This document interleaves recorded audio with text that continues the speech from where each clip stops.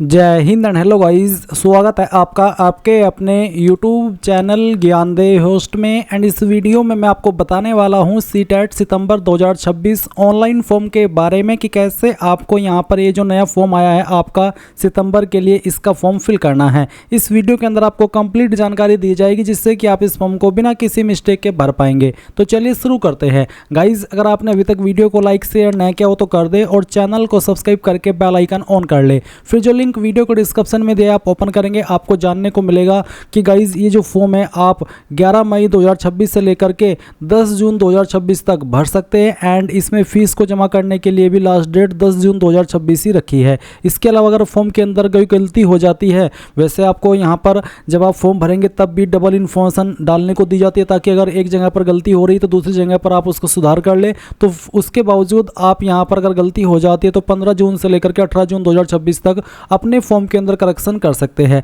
और आपका जो डेट ऑफ एग्जाम है वो 6 सितंबर 2026 रखा गया है और उसके 2 दिन पहले आपका एडमिट कार्ड आएगा और 10 दिन पहले आपकी एग्जाम सीटी आ जाएगी। तो गाइज अब यहाँ पर अगर आप इसमें ये फॉर्म भरना चाहते हो, आपका सीटेट जुलाई क्लियर नहीं हो पाया था तो माफ़ी चाहूँगा, सीटेट फरवरी 2026 आपका क्लियर नहीं हो पाया था, क्वालिफाई नहीं हो पाया था, तो अभी भी आपके पास एक और मौका है इसको क्वालिफाई करने का। तो अब आप क्या करेंगे, जो लिंक मैंने वीडियो को डिस्क्रिप्शन में दिया हुआ है, अगर आपने अभी तक भी इसको ओपन नहीं किया तो यहाँ पर ओपन करके यहाँ इसकी जो फीस की इन्फॉर्मेशन है, सिंगल पेपर पर किस कैटेगरी को क्या फीस पे करनी है, डबल पेपर पर क्या फी पे करनी है वो आप देखेंगे। अप्लाई करने के लिए किस लेवल पर क्या क्वालिफिकेशन चाहिए उसकी इन्फॉर्मेशन दी गई है। तो ये सभी इन्फॉर्मेशन चेक करने के बाद में आप नीचे की तरफ आएंगे इंपॉर्टेंट लिंक के सेक्शन में और फिर आपको अप्लाई ऑनलाइन लिंक ओपन करना है। देन आपके सामने यहाँ पर ये पोर्टल आ जाएगा और यहाँ पर आ जाने के बाद में सबसे पहले आपको न्यू रजिस्ट्रेशन इसके ऊपर क्लिक करना है। फिर आपके सामने यहाँ पर इंस्ट्रक्शंस आएंगे, आप ये सभी इंस्ट्रक्शंस अच्छे से चेक कर लेंगे। चेक करने के बाद यहाँ पर टिक करेंगे और क्लिक टू प्रोसीड के ऊपर क्लिक कर देंगे। इसके बाद गाइज आपको यहाँ पर अपनी पर्सनल डिटेल फिल करनी है जो कि आपको 10th के सर्टिफिकेट के अकॉर्डिंग भरनी होगी। तो पहले आपको यहाँ पर आपका पूरा नाम डाल देना है, फिर उसके बाद में जो आपका फादर नेम है वो आप यहाँ पर एंटर करेंगे, फिर आपका जो माता जी का नाम है वो आप यहाँ पर डाल देंगे। डेट ऑफ बर्थ आपकी क्या है वो आप सिलेक्ट कर लेंगे, पहले डे, फिर आपका जो भी मंथ है वो, और उसके बाद में आपका ईयर। ये सिलेक्ट करने के बाद में आप आपका जेंडर सिलेक्ट करेंगे। आइडेंटिटी टाइप इनमें से कोई एक आईडी आप सिलेक्ट कर लें। इसमें आधार कार्ड का ऑप्शन नहीं है तो आप यहाँ पर any other valid government identity with photograph ये ऑप्शन सेलेक्ट करके अपना आधार नंबर दे सकते हैं क्योंकि ये भी आपका आधार की कैटेगरी में आ जाएगा। या फिर अगर आपके पास इसके अलावा अन्य आईडी है जैसे कि voter ID, passport, driving licence, तो वो भी आप यहाँ पर सिलेक्ट कर सकते हैं। ये सिलेक्ट करने के बाद में आप यहाँ पर जो भी आईडी सिलेक्ट किए हो उसी का नंबर आप यहाँ पर डाल दीजिएगा। फिर आएगा कन्फर्म पर्सनल डिटेल, जो भी इन्फॉर्मेशन अभी आपने भरी है उनको दोबारा डाल करके आप यहाँ पर वेरीफाई करेंगे। तो पहले आप यहाँ पर आपका नाम डालेंगे, फिर आप यहाँ पर जो आपके फादर का नेम है वो आप एंटर कर देंगे। उसके बाद आप यहाँ पर आपकी माता जी का नाम एंटर करेंगे, फिर आप यहाँ पर जो डेट ऑफ बर्थ है आपकी वो सिलेक्ट कर लेंगे, पहले डे, फिर मंथ और उसके बाद में आपका ईयर। फिर आप आपका जेंडर सेलेक्ट करके उसको डबल वेरीफाई करेंगे। इसके बाद आएगी कॉन्टैक्ट डिटेल, जहाँ पर आप आपके प्रीमिसेस नंबर नेम यानी कि घर का नंबर या नाम डालेंगे, सब लोकेलिटी और लोकेलिटी। मैं आपको यहाँ पर सिंपल वर्ड में बताऊँ तो आप इन 3 लाइन के अंदर अपना पूरा एड्रेस एडजस्ट कर देना। फिर कंट्री के अंदर इंडिया सेलेक्ट कर लेना। उसके बाद में आपकी जो भी स्टेट है वो स्टेट आप यहाँ पर सेलेक्ट कर लेंगे और आपका जो डिस्ट्रिक्ट है वो भी आपको यहाँ पर सेलेक्ट कर लेना है। फिर आप यहाँ पर आपका पिन कोड डाल देंगे। इसके बाद आप आपका ईमेल एड्रेस डालेंगे, ईमेल एड्रेस को दोबारा डाल करके वेरीफाई करेंगे। मोबाइल नंबर डालेंगे, मोबाइल नंबर को दोबारा डाल करके वेरीफाई कर देंगे।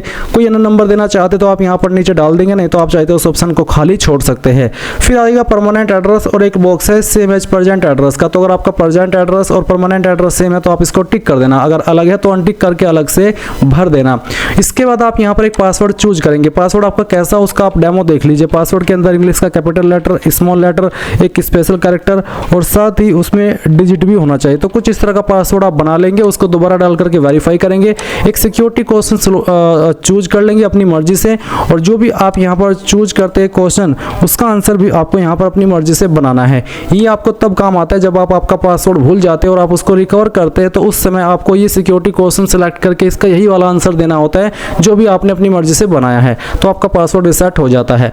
अब आप ये कैप्चा कोड डालेंगे, सभी जानकारी चेक करेंगे और सबमिट के ऊपर क्लिक करेंगे। अब आपके सामने रिव्यू पेज आ जाएगा, यानी कि जो भी जानकारी आपने अभी तक भरी है वो आपके सामने। आप यहाँ पर इसको क्लोज करके ऊपर की तरफ सभी जानकारी को डबल चेक कर लेना और फिर यहाँ पर माय नेम, फादर नेम, उसके अलावा mother name, date of birth, email ID, mobile number, address, gender, इनके ऊपर टिक कर देंगे। इनके ऊपर टिक करने का मतलब यही है कि आपने जानकारी को डबल चेक कर लिया है और आपके अकॉर्डिंग सभी जानकारी सही है। फिर आप आई एग्री के ऊपर क्लिक करके submit and send OTP to verify mobile number, इसके ऊपर क्लिक करके यहाँ से यस कर देंगे। इसके बाद गाइज आपको आपके नंबर के ऊपर एक ओटीपी सेंड किया जाएगा, वो ओटीपी आप यहाँ पर फिल करेंगे और ये ओटीपी फिल करने के बाद में आप यहाँ पर आगे बढ़ेंगे। चलिए मैं आपको ये ओटीपी फिल करके दिखाता हूँ। तो जो भी ओटीपी अभी आपको प्राप्त हुआ है वो आप यहाँ पर एंटर कर देना और उसके बाद में सबमिट रजिस्ट्रेशन फॉर्म, इसके ऊपर क्लिक कर देना। अब आप यहाँ पर देखेंगे कि जो आपका रजिस्ट्रेशन है वो सक्सेसफुल हो जाएगा। ये सक्सेसफुल हो जाने के बाद में आपको यहाँ पर अपना फॉर्म कंप्लीट करने से पहले अपनी ईमेल आईडी भी वेरीफाई करनी होगी। तो वेरीफाई ईमेल आईडी, इसके ऊपर क्लिक कीजिए। जो कैप्चा कोड आपके सामने आए वो कैप्चा कोड आप यहाँ पर डालिए। अगर कैप्चा कोड समझ में ना आए तो आप उसको यहाँ पर इस रिफ्रेश के आइकन के ऊपर क्लिक करके रिफ्रेश भी कर सकते हैं। इसके बाद गाइज आपको यहाँ पर इसमें सबमिट एंड गेट ओटीपी, इसके ऊपर क्लिक करना है। आपका ईमेल आईडी के ऊपर एक ओटीपी सेंड किया जाएगा। मेरा कैप्चा यहाँ पर गलत फिल किया गया तो हो गया, तो इसलिए मैं यहाँ पर दोबारा से ये कैप्चा कोड यहाँ पर भर रहा हूँ। तो आप सबमिट एंड गेट ओटीपी, इसके ऊपर क्लिक करेंगे। आपका कैप्चा मैच जैसे ही होगा तो आपको आपकी ईमेल के ऊपर एक ओटीपी सेंड किया जाएगा, वो ओटीपी आप यहाँ पर डालेंगे और फिर गाइज आप इसको वेरीफाई कर देंगे। ओटीपी वेरीफाई हो जाने के बाद आपकी ईमेल भी वेरीफाई हो जाएगी। अब आप यहाँ से ओके करेंगे और ओके करने के बाद में कंप्लीट एप्लीकेशन फॉर्म, इसके ऊपर क्लिक करेंगे। अब आप यहाँ पर पर्सनल डिटेल, इसके ऊपर क्लिक करेंगे और अभी आपको यहाँ पर कुछ और जानकारी देनी है, जैसे कि नेशनलिटी में आप इंडियन सेलेक्ट कर लेंगे और कास्ट कैटेगरी क्या है, ओबीसी, एससी, एसटी, जनरल, जो भी है वो आप सिलेक्ट कर लेना। अगर आप ओबीसी नॉन क्रीमी लेयर है तो आपको यहाँ पर दोबारा से आपकी कैटेगरी सेलेक्ट कर लेनी है, या फिर जो भी आपकी अगर ओबीसी के अलावा एससी, एसटी कैटेगरी है तो भी आप यहाँ पर उसको दोबारा सेलेक्ट करके वेरीफाई करेंगे कि मेरी ये कैटेगरी है। फिर आपसे पूछेगी क्या आप इस एक्ट के अकॉर्डिंग, जो कि है आरपीडब्ल्यूडी एक्ट 2016, विकलांग कैटेगरी में आते हैं। अगर हाँ तो यस, नहीं तो आप नो कर देंगे।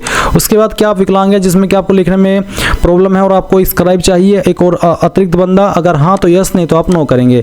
Employment status, not employed, employed as teacher और एम्प्लॉयड अदर देन टीचर, यानी कि अगर आप बेरोजगार है तो नॉट एम्प्लॉयड सेलेक्ट कर लेंगे। अगर आप अभी करंटली टीचर के रूप में कहीं जॉब कर रहे हैं तो आप यहाँ पर एम्प्लॉयड एज टीचर सेलेक्ट करेंगे। और अगर आप यहाँ पर कोई भी तरह की जॉब कर रहे हैं टीचर को छोड़ करके तो आप तीसरा ऑप्शन सेलेक्ट करेंगे। बट अगर आप बेरोजगार है या फिर कोई छोटी मोटी जॉब कर रहे हैं तो आप नॉट एम्प्लॉयड सेलेक्ट कर लेना। उसके बाद आप यहाँ पर ये जो कैप्चा कोड आपके डिस्प्ले के ऊपर है वो एंटर करेंगे। ये एंटर करने के बाद में आप यहाँ पर सेव एंड नेक्स्ट के ऊपर क्लिक करके यस कर देंगे। इसके बाद में गाइज यहाँ पर अप्लाइंग फॉर में आपको सिलेक्ट करना है कि आप पेपर फर्स्ट पर अप्लाई करना चाहते हैं या फिर आपको पेपर 2 पर अप्लाई करना है या फिर आपको दोनों पर अप्लाई करना है। तो अगर आप दोनों पर अप्लाई करना चाहते तो बोथ को सिलेक्ट कर लेना। अगर आपको यहाँ पर किसी एक पर अप्लाई करना है तो आप किसी एक को सिलेक्ट कर सकते हैं। जैसे कि अगर मैं एग्जांपल के लिए पहले यहाँ पर पेपर 2 सिलेक्ट करता हूँ तो पेपर 2 सिलेक्ट करने पर इस तरह के विकल्प आएंगे जहाँ पर आपको आपकी लैंग्वेज फर्स्ट सेलेक्ट करनी होगी और फिर आपको जो आपकी लैंग्वेज 2 है वो भी सिलेक्ट कर लेनी है अपनी चॉइस के अकॉर्डिंग जिसमें आप देना चाहते हैं। उसके बाद minimum educational qualification for class 6 to 8, यानी कि पेपर 2 की जो मिनिमम क्वालिफिकेशन है वो यहाँ पर मेंशन की गई है। काफ़ी सारे पॉइंट है। अब इन पॉइंट में आपकी कौन सी क्वालिफिकेशन है आपको कैसे पता चलेगा?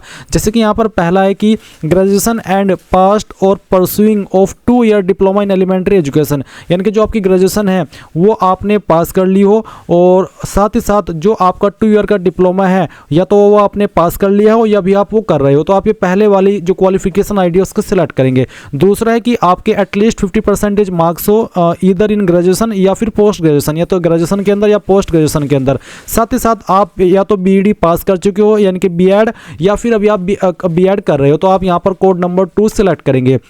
फिर तीसरा है कि आपने ग्रेजुएशन 45% के साथ में पास कर ली हो, साथ ही साथ आपने यहाँ पर बैचलर ऑफ एजुकेशन यानी कि BEd in accordance with NCT कर रहे हो या फिर आप कर चुके हो, तो आप तीसरे वाला कोड सेलेक्ट कर लेंगे। फोर्थ कोड है कि आपकी जो 12वीं है वो आपने पास की हो या फिर कोई डिप्लोमा उसके बराबर का विद एटलीस्ट 50% मार्क्स एंड आप यहाँ पर पास कर चुके हो या भी आप कर रहे हो 4 year bachelor in elementary education यानी कि BE LED, यानी कि 12वीं, साथ ही 4 ईयर का बैचलर इन एलिमेंट्री एजुकेशन जो कि आपने पास कर लिया हो या भी आप फाइनल ईयर के अंदर हो। फिर यहाँ पर 5th है आपकी 12वीं आपने पास कर ली हो, साथ ही साथ आपके पास जो आपकी है ये कम से कम 50% के साथ में होनी चाहिए, और साथ ही आपके पास 4 ईयर का BA या फिर BSc B.Ed या फिर BA B.Ed या फिर BSc Ed, यानी कि इनमें से कोई एक क्वालिफिकेशन अगर आप पास कर रहे हो तो आप ये 5 वाला कोड सेलेक्ट कर सकते हैं। इसके अलावा 6 कोड उनके लिए जिन्होंने ग्रेजुएशन अपनी 50% के साथ में पास की हो और वो परस्यू कर रहे हैं B.Ed स्पेशल एजुकेशन या फिर वो कर चुके हैं। तो ये मैंने पेपर 2 की बताया, नीचे आप पोस्ट जो 8 है कोड वो भी देख सकते हैं। अगर आप यहाँ पर पेपर फर्स्ट पर अप्लाई करेंगे तो आपके यहाँ पर इस सामने इसी तरह से विकल्प आएंगे। इसमें 4 विकल्प है। पहला विकल्प है कि आपकी जो 12वीं है वो आपने पास की हो 50% के साथ में, और साथ ही 2 ईयर का डिप्लोमा आपके पास होना चाहिए या फिर आप उसको कर रहे हो। दूसरा कोड वो सिलेक्ट करेंगे जो कि यहाँ पर 12वीं पास कर चुके 45% के साथ में, और वो 2 ईयर का जो डिप्लोमा है वो अभी कर रहे हैं या फिर वो पास कर चुके हैं। तीसरा कोड वो सिलेक्ट करेंगे जिन्होंने 12वीं कर ली है और 50% के साथ में, और वो जो BE LED है वो या तो पास कर चुके हैं या भी आप कर रहे हैं। फोर्थ कोड वो सिलेक्ट करेंगे जिन्होंने 12वीं पास कर लिए 50% के साथ में, और जो 2 ईयर का B.Ed स्पेशल एजुकेशन है, सॉरी B.Ed नहीं, diploma in education special education, वो या तो पास कर चुके हैं या भी आप कर रहे हैं, तो फोर्थ कोड को सिलेक्ट कर लेंगे। तो यहाँ पर गाइस दिए गए इंस्ट्रक्शंस के अकॉर्डिंग मैंने आपको चीज़ें बता दी है। आई होप अब आपको जो चीज़ें थी आपके कोड को लेकर के वो क्लियर हो गई होगी। तो उसके अकॉर्डिंग आप यहाँ पर जो आपका पेपर फर्स्ट या पेपर 2 है वो सिलेक्ट कर लेना। ये सिलेक्ट करने के बाद में आप यहाँ पर देखेंगे नीचे आपकी क्वालिफिकेशन के जो कोड है, मैं अगेन यहाँ पर पेपर 2 पर आ रहा हूँ ताकि आपको अच्छे से एक्सप्लेन कर सकूँ। तो मैं यहाँ पर जो मेरा कोड है वो सिलेक्ट कर लेता हूँ। ये मैंने दोनों चीज़ें बता दी। अगर आप B.Ed पास है और आप अगर अपीयरिंग है तो दोनों को चीज़ें मैंने अच्छे से एक्सप्लेन की है। आई होप आपको यहाँ पर सब कुछ क्लियर हो गया होगा। तो चलिए यहाँ पर हम कोड नंबर 2 सिलेक्ट कर लेते हैं क्योंकि ये B.Ed वालों के लिए ही है।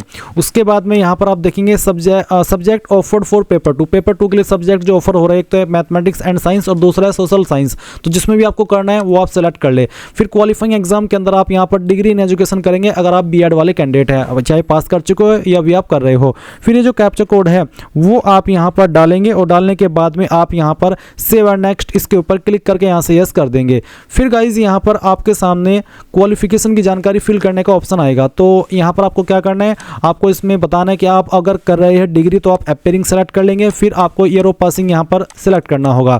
तो ईयर ऑफ पासिंग बेसिकली 2026 से रहेगा क्योंकि इसी साल के अंदर फिर आपकी पास होंगी ये B.Ed। उसके बाद आप यहाँ पर ये जो क्वालिफिकेशन आ रही है कोर्स स्ट्रीम नेम में वो सिलेक्ट कर लेंगे। आपके इंस्टीट्यूट का नाम यहाँ पर सिलेक्ट करेंगे। अगर आपकी इंस्टीट्यूट यहाँ पर नहीं आ रही है तो आपको यहाँ पर अदर का जो ऑप्शन है वो देखना होगा। अदर का ऑप्शन आपको इसमें सिलेक्ट करना होगा। नीचे की तरफ आइए, कहीं पर आपको अगर सर्च करने पर नहीं आ रहा है तो आपको यहाँ पर इसमें अदर का ऑप्शन ज़रूर देखने को मिलेगा। आप यहाँ पर अदर का ऑप्शन सिलेक्ट करके खुद से अपनी यूनिवर्सिटी का नाम, इंस्टीट्यूट का नाम फिल कर सकते हैं। और उसके बाद आप यहाँ पर रिजल्ट मोड देखेंगे इनएक्टिव है क्योंकि आप अपीयरिंग है तो आपको इसकी जानकारी नहीं देनी है। और आपको इंस्टीट्यूट पिन कोड बेसिकली वो रहता है जहाँ पर आपके इंस्टीट्यूट स्थित है। जैसे कि मेरे इंस्टीट्यूट मान लीजिए सहारनपुर के अंदर, तो सहारनपुर का पिन कोड है वो है 247001। तो मैं यहाँ पर लिखूंगा 247001। तो आप भी इसी के अकॉर्डिंग आपका जो इंस्टीट्यूट पिन कोड है वो भर देंगे। अब ये तो मैंने अपीयरिंग वालों को बताया। अगर आप पास कर चुके तो आप पास सेलेक्ट कर लेंगे पास स्टेटस में, और फिर बताएंगे कि किस साल के अंदर आपने आपकी क्वालिफिकेशन पास की है। उसके बाद आप यहाँ पर कोर्स स्ट्रीम नेम सेलेक्ट कर लेंगे। फिर यूनिवर्सिटी का नाम यहाँ पर सेलेक्ट कर लेंगे। अगर नाम नहीं आ रहा है तो अदर्स को सेलेक्ट करके खुद से भर सकते हैं। रिजल्ट मोड बताएंगे कि परसेंटेज था या फिर CGPA। अगर परसेंटेज तो परसेंटेज, और उसके बाद यहाँ पर आप बताएंगे कि कितने टोटल नंबर थे। मैं ये नंबर एग्जाम्पल के लिए यहाँ पर फिल कर रहा हूँ। आप आपके रियल नंबर डालिएगा सभी ईयर के मिला करके, और फिर जो ऑब्टेन्ड मार्क्स है वो कितने हैं वो भी आप यहाँ पर डाल देंगे। उसके बाद आपका इंस्टीट्यूट पिन कोड फिर से बता दूँ, अगर आपका इंस्टीट्यूट मान लीजिए मेरठ के अंदर, तो जो मेरठ का पिन कोड होगा या उस एरिया का जो पिन कोड है वो आप यहाँ पर इंस्टीट्यूट पिन कोड के सेक्शन में डाल देंगे जहां पर आपका इंस्टीट्यूट स्थित है। तो मैंने डेमो के लिए चीजें आपको बताई है। अब आप ये कैप्चा कोड डालेंगे और सेव एंड नेक्स्ट के ऊपर क्लिक कर देंगे। इसके बाद में गाइज आपके सामने आएगा upload photograph and signature. Photo का साइज 10 से 200 के भी और सिग्नेचर का साइज 4 से 30 के भी रखा है। फॉर्मेट JPEG या फिर JPG। तो चूज फाइल के ऊपर क्लिक कीजिए और जहां पर भी आपका फोटो है वो आपको सिलेक्ट कर लेना है। चलिए मैं यहाँ पर कोई एक रैंडम फोटो आपको अपलोड करके दिखाता हूँ। मैं ये फाइल सिलेक्ट कर लेता हूँ और इसको सिलेक्ट करने के बाद मैं ओपन करता करता हूँ, अपलोड ओरिजिनल के ऊपर क्लिक करता हूँ और अपलोड के ऊपर क्लिक करता हूँ तो यहाँ पर आप देखेंगे कि आपकी फाइल अपलोड हो जाएगी। आप व्यू के ऊपर क्लिक करके इसको व्यू कर सकते हैं। अब आप सिग्नेचर की फाइल सेलेक्ट करेंगे, जहाँ पर भी आपकी सिग्नेचर की फाइल है वो आप सेलेक्ट कीजिए और उसके बाद में आप इसको ओपन कर दीजिए। मैं यहाँ से इसको सेलेक्ट करता हूँ, अपलोड ओरिजिनल के ऊपर क्लिक करके अपलोड के ऊपर क्लिक करता हूँ। देख लीजिए सिग्नेचर अपलोड हो चुका है, कोई एरर भी नहीं आया। अब आप यहाँ पर ये जो कैप्चा कोड आपके सामने है वो आप एंटर करेंगे और सेव एंड नेक्स्ट के ऊपर क्लिक करके यहाँ से यस कर देंगे। अब आएगा फाइनल सबमिट का पेज। तो गाइस जो भी जानकारी आपने शुरू से लेकर अभी तक भरी है वो सभी आप चेक कर लेंगे और यहाँ पर टिक करेंगे। इन सभी के ऊपर टिक करने का मतलब यही है कि हाँ आपने एक एक करके इन सभी सेक्शन को पॉइंट को चेक कर लिया है और आपके अकॉर्डिंग सभी जानकारी सही है। फिर आप आई एग्री करेंगे। फाइनल सबमिशन ऑफ एप्लीकेशन के ऊपर जैसे ही क्लिक करेंगे तो आपका फॉर्म फाइनल सबमिट होगा, बट उसके बाद आपको फी पेमेंट करना है। जब तक आप फीस पेमेंट नहीं करेंगे और आपकी फी पेमेंट सक्सेसफुल नहीं रहेगा तब तक आपका फॉर्म फाइनल सबमिट नहीं माना जाएगा।